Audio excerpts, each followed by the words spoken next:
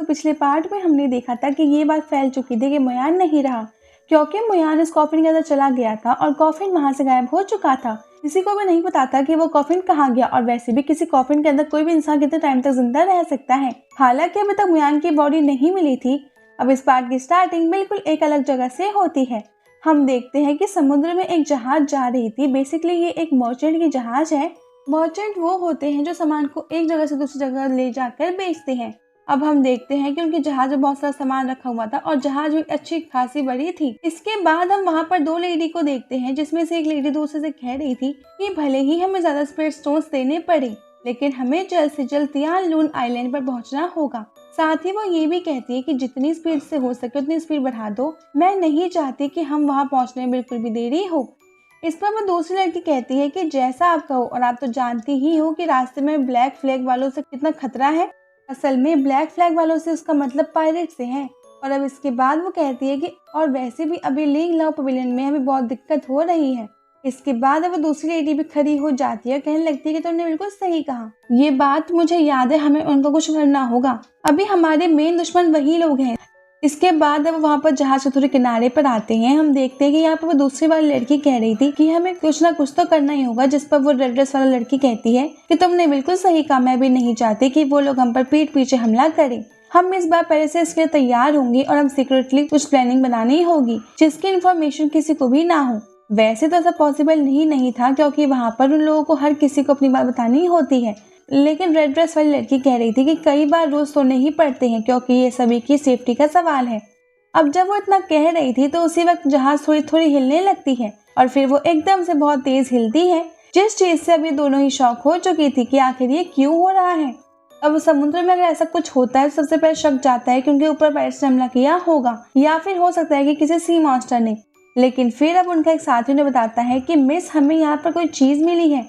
अब वो पानी के अंदर से उस चीज को निकाल रहे थे। हम देखते हैं कि ये वही कॉफिन है जिसके अंदर मुयान गया था।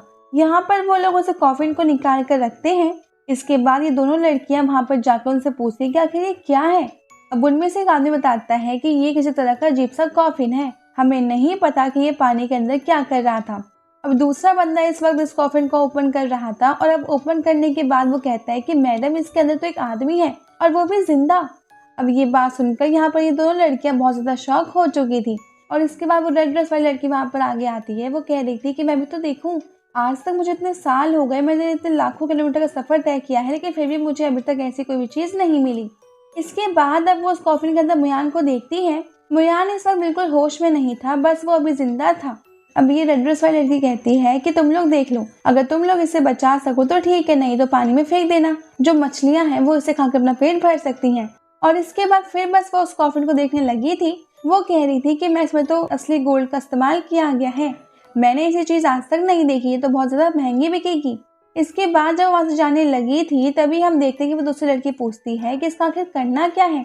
तो इस पर वो ड्रेस वाली लड़की कहती है कि चिंता मत करो, इसे बाहर निकालो, उसका ख्याल रखो। वैसे अगर कुछ भी गड़बड़ हो या फिर इस पर कुछ भी डाउट आए तो फिर सबसे पहले मुझे इन्फॉर्म करना।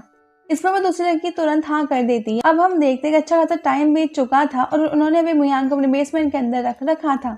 उसे अभी तक होश नहीं आया था, लेकिन अब आज उसे होश आता है। अब वो जैसे ही अपनी आंखें खोलता है तभी वो दूसरी लड़की वहां पर आ रही होती है।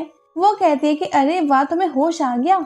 वैसे मुयान सब पूरी तरीके से होश में भी नहीं था और साथ ही उसे बहुत ज्यादा तेज भूख लग रही थी। वो देखता है कि वो लड़की अपने हाथ में कुछ चीजें रखते हुए ला रही है। अब भूख के कारण मुयान को उसके हाथ में खाने की चीज दिख रही थी, इसीलिए वो तुरंत ही उसकी तरफ भागता है। और अब मुयान को इस तरह से अपनी तरफ भागते आते देख वो लड़की कुछ गलत समझ लेती है और तुरंत उसे मारकर नीचे गिरा देती है। वैसे वो कह रही थी कि महीने भर से ज्यादा हो गया तुम्हें यहाँ पे बेहोश पड़े हुए, और अगर तुम कुछ दिन और होश में नहीं आते तो ये लोग प्लान कर रहे थे कि तुम्हें सीधा पानी के अंदर फेंक देंगे।